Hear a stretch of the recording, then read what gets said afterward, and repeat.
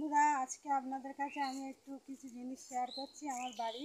এই দেখুন আমার লেবু গাছে কত লেবু হয়েছে, একদম ডালে ডালে ভর্তি হয়ে গেছে, পাতার মধ্যে দেখা যাচ্ছে না, প্রচুর লেবু হয়েছে।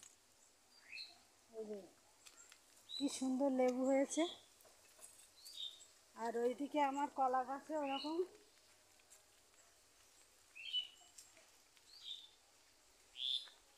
এটা চাপা সৌরি কলা, এটা চাপা সৌরি কলা হয়েছে।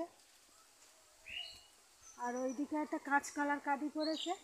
আর এরকম একটা কলার কাঁদি আমরা কেটেছি, ঘরে রয়েছে। এইগুলো অনেক দিন ধরে আমি ভাবি যে আপনাদের কাছে শেয়ার করব, করা হয় না।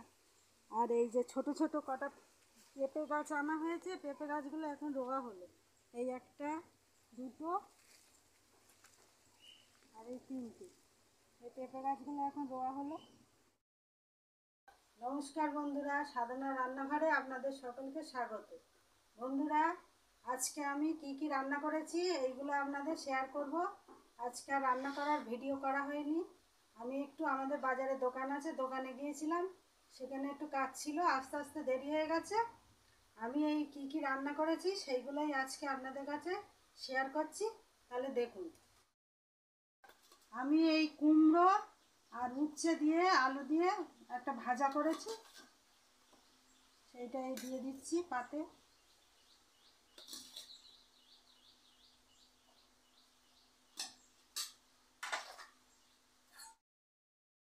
আর এই শোল মাছ রান্না করেছি, শোল মাছ আমি কচু দিয়ে রান্না করেছি।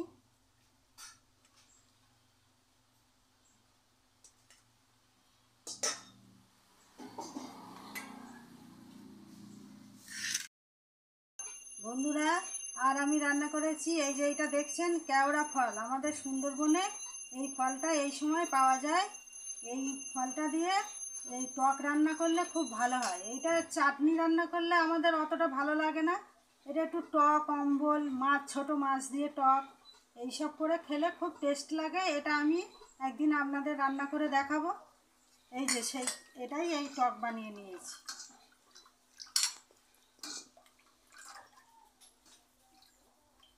এই বর্ষাকালের সময় এই ফলটা হয়।